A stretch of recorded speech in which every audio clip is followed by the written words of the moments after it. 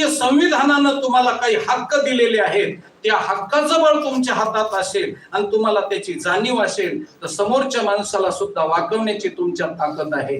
तसं आम्हाला सावता महाराजानं खरी वारकरी संप्रदायाची तत्व प्रणाली देऊन आमच्या हातामध्ये हे बळ दिलेलं आहे.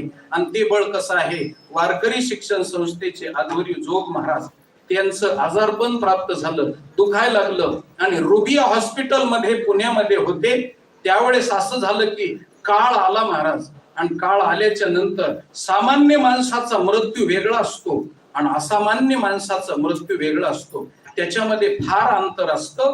सामान्य माणसाचं प्राण शरीरातून निघून जात असते आणि असामान्य माणसाचे प्राण शरीरामध्ये मुरून त्याचं विलिनीकरण पंचमहाभूतामध्ये होत असतं. उदाहरणार्थ सांगतो, तळ्यामध्ये आटलेलं पाणी जसं जमिनीमध्ये गुप्त राहतं, पण तळ्यातून पाटानं काढून दिलेलं पाणी हे तळ्यातून पूर्णपणे निघून जातं. तसं ज्ञानी माणसाचं निर्वाण असतं, ज्ञानी माणसाचं निर्याण असतं आणि सामान्य माणसाचा मृत्यू असतो. तुम्हाला मृत्यू आणि निर्याण याच्यातलं अंतर कळत नाही. सावता महाराजाचा अभंग फुलं उधळायच्या अगोदर जो म्हणला जाईल त्याच्यामध्ये सावता महाराजानं पंचप्राणाचा निरोध करून मधल्यामध्ये पंचप्राण आटवलेले आहेत. त्यांचे प्राण उत्क्रमण झालेले नाही, त्यांचे प्राण निघून गेलेले नाही. ही ताकद सामान्याची आणि असामान्य माणसाची असते.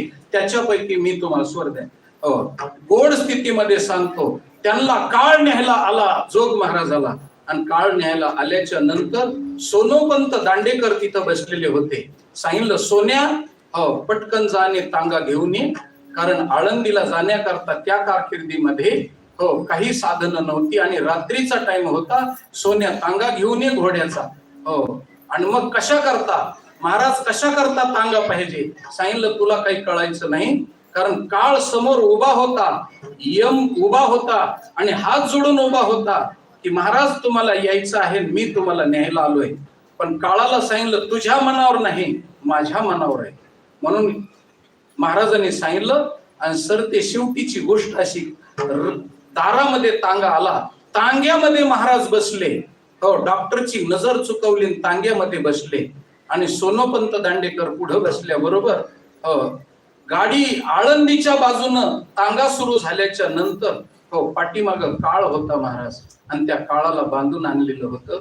जसं मुलगी वाट लावल्याच्या नंतर पूर्वीच्या काळामध्ये गाय पाठीमाग दिली जायची, लेख दिली तशी गाय दान दिली जायची महाराज, तसा काळ पाठीमाग रथाला बांधून आणलेला होता. आणि जोग महाराज असे हबूक ठोकायचे की काळाला पाठीमाग बांधून आणलंय, जिंकलंय. कशा करता? तर त्यांच्या आईला त्यांनी वचन दिलं होतं. कशाचं वचन दिलं होतं? तर जोग महाराजांच्या आईला कावीळ झाला होता, आणि कावीळ झाल्याच्या नंतर कावीळला सगळ्यात उत्कृष्ट औषध कोणतं असेल तर उसाचा रस आहे. म्हणून विष्णू, मला कावीळ झालेला आहे, माझ्या कावीळसाठी काहीतरी उसाचा रस पाहिजे, तू उसाचा रस दे. त्यावेळेस क्रश्चर नव्हते, चरक नव्हते, आणि त्यावेळेस उसाचा रस कसा द्यायचा?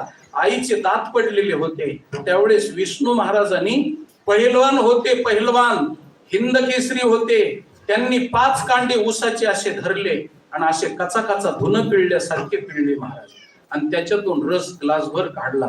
त्यावेळेस आईच्या डोळ्यात अश्रू वाहिले आणि सांगितलं, विष्णू, केवढी तुझी ताकद आहे, केवढं तुझं बळ आहे, आणि एवढं बळ सरते शेवटी काळ तुला पाडील, आणि एके दिवशी काळाची पाठ तू काळाच्या पुढे तुझी पाठ लोळण होईल आणि तू समाप्त होशील. म्हणून माझ्या लेकरा एवढी ताकद आहे तुझी.